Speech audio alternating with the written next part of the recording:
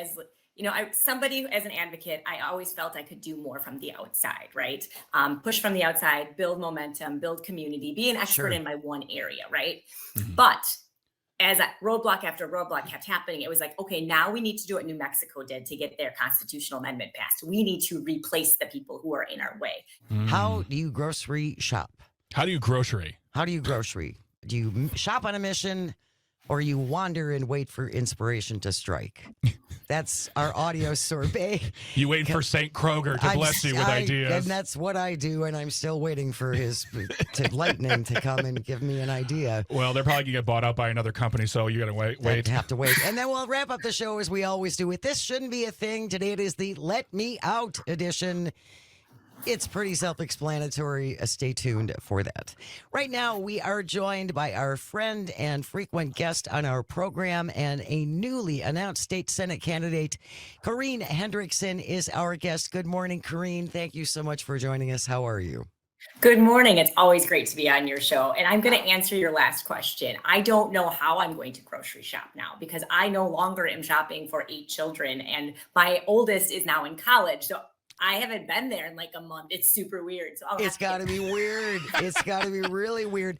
For people who do not know you, Corrine, you were a daycare provider in northern Wisconsin for a long time. Can you tell us a little bit about your story?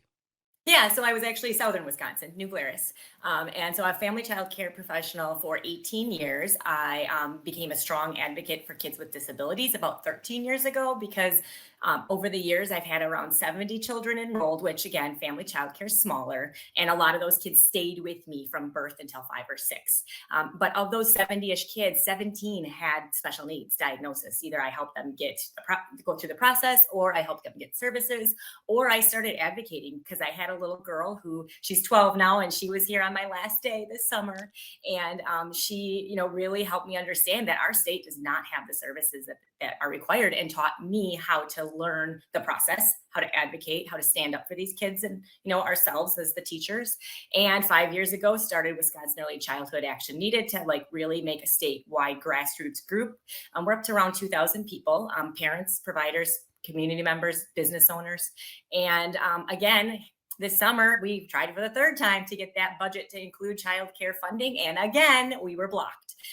Did everything we were told to do in any other past administration with sane people, it would have worked, right? Because we did what we were supposed to do. We did what has worked in the past, but the goalpost just kept moving. Right. And so I decided, since my business was going to close because I could no longer justify sacrificing my own family, my own health, my own everything, for the families to be able to continue their career trajectories and take care of their kids. And I couldn't outprice them. So it worked out. I was able to get all of them in with the group center in town. No kidding. They all wanted That's to great. go. They all got in except Wow. one. But the one that didn't go only needed part-time, and my substitute is now the nanny. So everyone is taken care of. That makes me so happy that I was able to do that, one last thing of giving and caring. And now I'm going to take it to the next level, and I'm running for Senate. That's fantastic. It really is. And I just applaud your dedication. I applaud your commitment and how you've been such an advocate, especially for kids with special needs. And I didn't realize that you would actually have to go through and help the parents get these kids the help that they need. That's just another indictment on how difficult our system is to navigate. Yeah, it's not set up for success. It's set up for failure. It's set up, as Reagan said, I'm the worst words you can hear is I'm from the government here to help. And I'm he here made to it help true. you.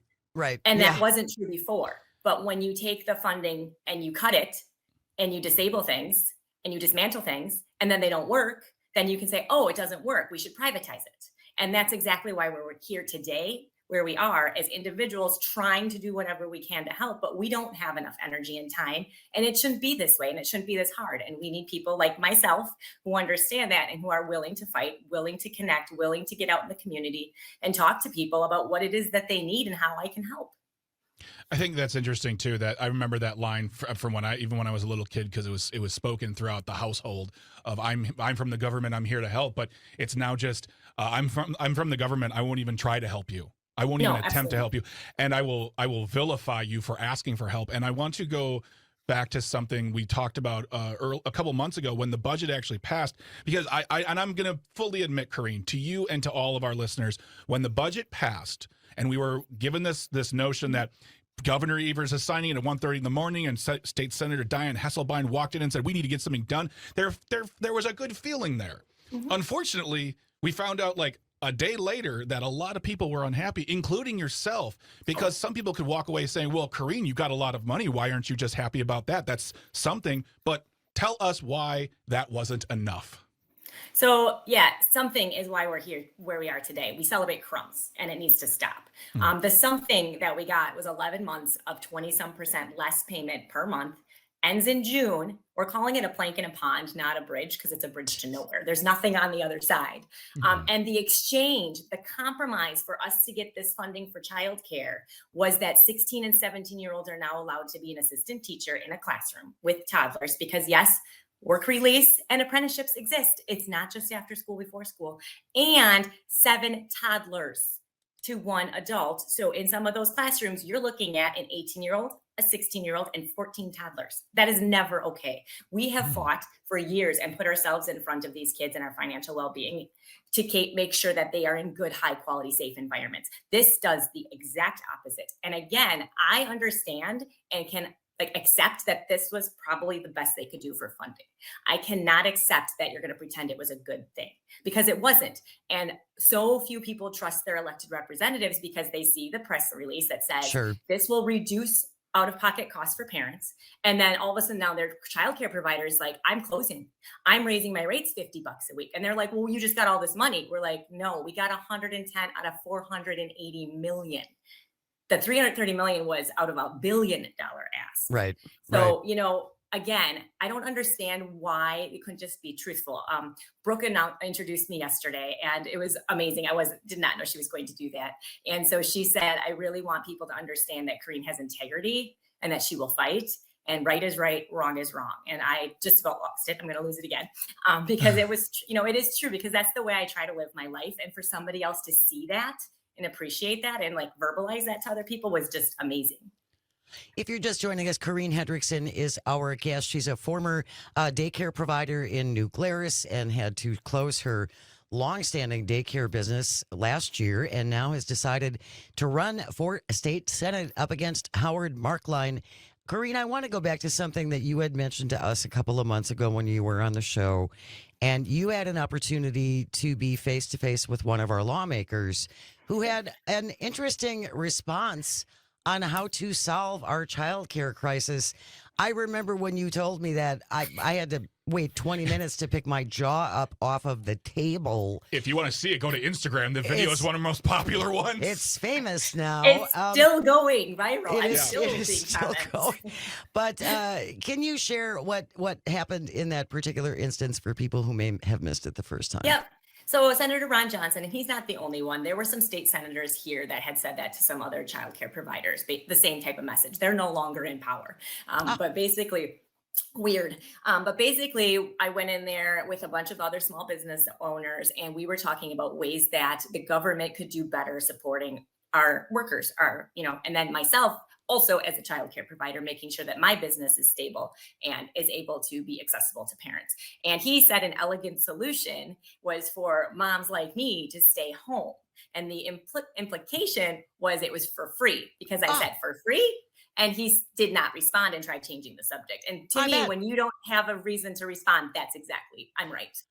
And that has spawned some of the most amazing responses in the comments, which by the way, Corrine, there has been many times where I've wanted to just text you, be like, hey, leave them, just don't bother with them. They're never going to believe you. They're never going to, because a lot of people thought, well, he didn't say for free, so he didn't mean for free. It's like, okay, that's right. We're all dumb now. But yeah, I mean, that video, the looks on our faces, I think my head was in my hands, because honestly, it's just so embarrassing that now one of the most prominent senators in the U.S. Congress, and one of the wealthiest is saying something like that, as it is just a simple fix. But all of that being said, all the things we're talking about now has led you to make the announcement. Because to me, when they said, oh, Corrine's running, I'm like, of course she's running. Because once you had to announce that you had to close last month, to me, that just that I can only imagine, lit a bigger fire for you, and that you have to, it's time to do something. And you made the announcements. I saw the picture. There were gentlemen with giant Ricola horn blowers from across the mountains there. Tell us what you've been, like, has this been stewing for you since before the closure, or once the closure happened, you said, all right, time to keep going? Because I don't see you resting for long amounts of time. Yeah. So I've been thinking about it for a while. As you know, somebody as an advocate, I always felt I could do more from the outside, right? Push from the outside, build momentum, build community, be an expert Sure. in my one area, right? Mhm. But as roadblock after roadblock kept happening, it was like, okay, now we need to do what New Mexico did to get their constitutional amendment passed. We need to replace the people who are in our way. And so Brooke and I started talking last spring already about, if this budget doesn't go through, what's next? And she's like, you should run. And I love the fact that everybody's like, of course you're running. And I was like, I'm not running. So I think I'm the most surprised of anyone about this, that I just, but I'm also one that once I make a decision, I go with it. So we had kind of talked and laid the groundwork. If things don't come through, and if I decide this is something I want to do you have space for my kids? Because I cannot close if I don't have a space for those children. And so she looked and she said, yes, I do. And so that's also part of why I announced my closure in the middle of July, to make sure that those families had time to check her place To out, find somebody. find a place, Sure. to find someone. And then I'm not independently wealthy. I cannot afford to not work. And so I had to lay some groundwork to find some other jobs. And so I'm doing some organizing work. And I'm also doing, the last few years, I've gotten a better presence nationally, doing trainings for people to learn not just advocacy, because there's a lot of them now, but how to read a bill and decide if it's good or not, and decide if it actually meets the criteria of what you're looking for. So like the budget this summer, right? Like we were like, no, it's not good. And here is why. This is the actual impact. Many other organizations, big names, jumped on and were like, this is great. This and is we're like, great. no, Sure. it's Yep. not. Yeah. And so the trainings that I've been starting to put together are these trainings about the impact of a bill. I'm actually getting my master's in early childhood education policy, finishing in December. So yeah, Greg, this last year I was doing all of that and taking classes for my master's. So I was just saying rest. this about. I was just saying that about Corrine to Jane earlier. Corrine's one of the laziest So do-nothing people I've ever met in my lazy. She's like, you know what? I could do that, but I'd rather watch some Ted Lasso for the 18th time. I'm kidding. I'm talking about me right now. That's us, yes. And Tony on the live stream says, I am so happy Corrine didn't just walk away after the last budget and decided to get more involved. We need a state of people like Corrine who lean in and solve problems. You got that right, Tony. We're going to continue our conversation with Corrine Hendrickson on the other side. Stay with us. You are listening to Matenaer on Air. This is the Civic Media Radio Network. We'll be right back. Good morning. Welcome back to Matenaer on Air. Jane Matenaer, Greg Bach, the one, the only Calzone, coming to you live from our studio at Radio Park in Racine. It's his new one. I thought I'd cycle it in. It's great. Oh my gosh. You can always join us at 855-752-4842 or leave a comment if you're watching on the live stream on Facebook, YouTube, and what used to be Twitter. We are delighted to be joined by our guest, Corrine Hendrickson, former daycare owner for many, many years now, a state Senate candidate.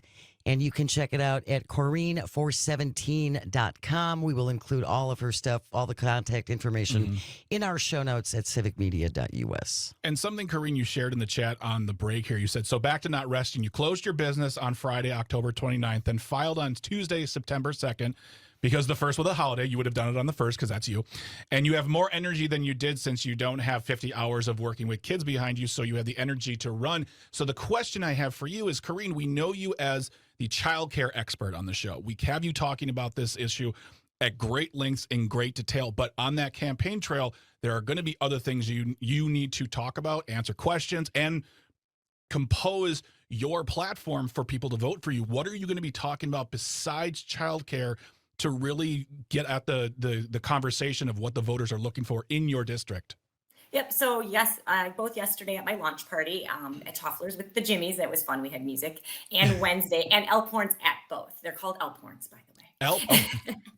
Thank you. And so both of those days, I really talked about affordability. We really need to stop pricing people out of their homes. And what the core foundational reason for that is that our co-chair of the Joint Finance Committee, Senator Mark Line, who is the person I'm going to be running against, he controls the state budget. that state budget, lack of investment and cuts to the local, your fire, your municipalities, your school districts, all of those things, and deciding not to invest in childcare increases your property taxes. Because what happens is whatever the state doesn't fill in, you still need those services and things in Right. your smaller communities. Right. Your property taxes have to go up. Well, when you're going from 6 million people that are paying a little bit in down to your local small communities like New Glarus is 2,000 people, and we're having to fill in that gap for what? It doesn't make sense. And the reason we're filling in the gap is because the tax cuts for the rich. So that's by design too, because instead of us fighting back and pushing back on the government for refusing to invest, we're too busy fighting each other over the same scraps and getting angry and the dehumanization and all of that language that's happening and needs to stop. We're all humans. We all want the same things. As I've been talking to people, that's what I keep hearing. Affordability, affordability, affordability. And minimum wage, $7.50, back to women should stay home with the kids. How's that happening with the husband making $8 an hour? And yes, actually know who makes minimum wage in this state? Childcare. Childcare providers. Yep. So people do make minimum wage. It's not, anything to be ashamed about. It's a shame that that's what we are earning. It's not that we should be ashamed of the fact we only earn that much. And that's part of the narrative change that I'm trying to do. And that's the work I've been doing for the last 5-6 years when talking to people. In my launch party yesterday, it was open to the public. So people were still coming in, like wanting a meal or whatever and listen to the music. And they all of a sudden find themselves in this middle of this campaign. Well, I expected more people to just walk out, right? Because it's like, ooh, but they're like, this is fun. Who are you? And so after I talked and I said, hey, Generation X, all those movies that we watched as kids where we stand up to the bully, now's our time. Let's do this. Yeah. Like, let's get together. And so this group of people at a table, I have no idea who they were, from Minnesota, I find out, donated to me. They came up to me and they're like, I heard what you said. I love what you said. Can we donate to you out of state? And I was like, absolutely. And they're like, we really loved it. We looked you up. My wife was a childcare professional, and you have great things to say. Keep doing it. Keep fighting. We need more people like you. And so that to me was like these people had no idea who I was.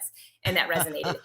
First person I talked to after I got off the stage the first time, like, are you a Democrat or a liberal or a centrist or a right winger? Or what are you? And I was like, hi, I'm Corrine. Because he's like, you're purple. And I go, I did that by design because my sign will stick out because there's a primary. Also, because you see red or blue, you assume. You see purple and you go, huh, and you look me up. And then you get to know me. And so my whole campaign is about getting to know people, having people do house parties, because the rural especially, it's not what you know, it's who you know to get you in the door. Absolutely. And then what I know and who I am and if they like me. But I have to get in that door. So I'm asking people even out of district, who do you know that lives in Grant, Iowa, Lafayette, Crawford, Greene counties, and the rainbow over Greene County of Dane County from Mount Horeb down to Brooklyn, and get them connected to me, introduce them to me. And then I can talk. We're gonna have coffee shop stops. I already have an event down in Platteville at the Black Smock and the Speakeasy 50/50 planned for end of October. I'll get you the dates. And then I've got one in New Rose, a Witches Night in October, because the Witches Nights are traditionally about women's rights and, having conversations. So we're going to do a Witches Night there. So I've had some really great fun things planned. I also don't want it to be a paywall. So many people that were there yesterday have never donated to a political candidate. They have never gone to a political event because you have to pay for entry. Yeah. And I don't want there to be a paywall. I am going to need a lot of funding. I'm not going to lie. That's the part I heard you talking about before. That's not my favorite part. But I have to be able to pay for gas to get to the places. I have to be able to pay for the envelopes and the website and all of the things and my campaign team. So I do need funding, but I really need the people on the ground and the volunteers. And I don't want to keep people out of it. I want to re-enfranchise people. I want to get the young people excited. My kids that graduated from me, my alumni, are starting to get to be voting age. So I'm going to try and get them engaged and have them talk about Mama Keen, helped raise me, and I'm going to vote for her so I'm going to really try hard to get more people to understand that government can and should work for you, and we should stop accepting them not doing that. Go get them. Okay. Get them. Can I vote for you? I'll move there. I'm just kidding. Don't you have a year to move. You have here. We will include all the contact information if you would like to help support Corrine Hendrickson in her bid to unseat Howard Markline. He's been there a long time. It's probably time for him to look at new adventures. Just a thought. He can go help his wife watch the grandkids. Just stay home. For free. That's an elegant solution. Corrine Hendrickson has been our guest. Thank you so much, Corrine. Take care. We'll get you back on. News coming up next, then audio sorbet. Stay with us. This is Matenaer on air on the Civic Media Radio Network. Stay close.